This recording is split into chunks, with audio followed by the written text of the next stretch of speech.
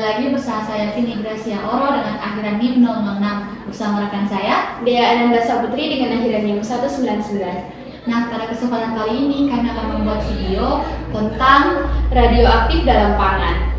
Nah, Dea, ternyata dalam makanan kita setiap hari itu ada yang sudah memenuhi zat radioaktif. Maksudnya, jadi yang kita makan sekarang ini ada zat radioaktifnya? Belum tentu Dea. Maka dari itu, pemerintah membuat peraturan untuk mengatur kadar radioaktif yang ada dalam makanan. Oh, apa saja peraturan pemerintah itu?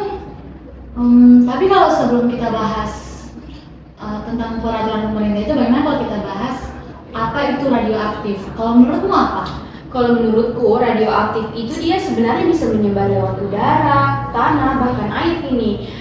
Bisa juga dia dalam lingkungan yang kita sehari-hari, misalnya karena limbah industri, bahkan bencana nuklir. Zat radioaktif bisa masuk ke makanan, begitu dan.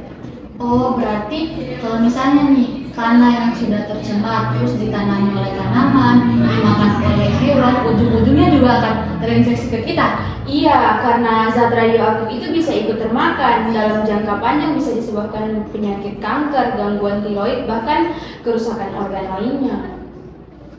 Nah, seingatku itu biar kita aman, kita merasa aman dengan makanan yang kita konsumsi, ternyata deh ya, pemerintah telah membuat peraturan di mana peraturan itu berisikan standar radioaktif yang harus ada dalam makanan agar menjaga kesehatan kita deh ya. Oh iya, pernah saya dengar itu peraturan pemerintah tersebut itu Permenkes nomor 1031 tahun 2011. Itu peraturan tentang batas maksimum cemaran radioaktif dan pangan. Berarti artinya itu ada standar zat radioaktif yang harus ada dalam makanan. Jadi kalau misalnya lebih dari standar itu berarti akan mengganggu kesehatan kita kan?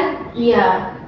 Terus kalau begitu kita bahas isi tentang kebijakan apa saja isi kebijakannya itu kok tahu? Ya itu tadi. Kalau nggak salah itu isi kebijakannya itu adalah batas maksimumnya yang harus ada dalam makanan kita ya. Kalau misalnya dia melebihi itu berarti tidak memenuhi standar. Oh, berarti ada aktor-aktor yang terlibat di dalamnya itu? Ada. Itu kayak BPOM.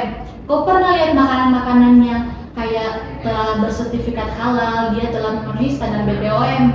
Jadi dia biasanya kalau sudah melebihi sudah ada standar BPOM-nya itu izinnya, berarti dia sudah memenuhi dia. Terus proses kebijakannya itu bagaimana? Itu dia kayak uji laboratorium begitu dan. Oh, berarti konteksnya ini penting. Yang penting agar sekarang ini kan banyak makanan-makanan di luar sana yang belum BPOM, jadi dia tidak bisa disebarluaskan ya karena akan merugikan kesehatan kita juga. Oh, makanya itu penting untuk kita tahu kebijakan ini supaya kita sadar sama peduli dengan kesehatan kita sendiri. Iya, kayak kau bilang tadi, ujung-ujungnya kita akan penyakit kayak tiroid, kanker. Iya. Kan ngeri kan kalau misalnya sudah stadium akhir. Iya sih, betul juga. Padahal cuma karena makanannya kita ya. Iya.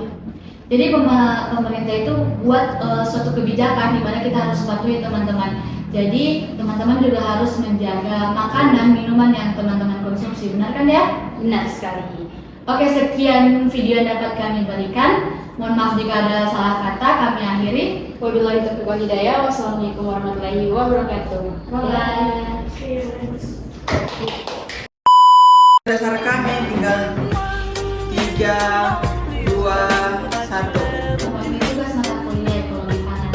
Di mana kita akan bahas tentang Menurutku radioaktif dalam pangan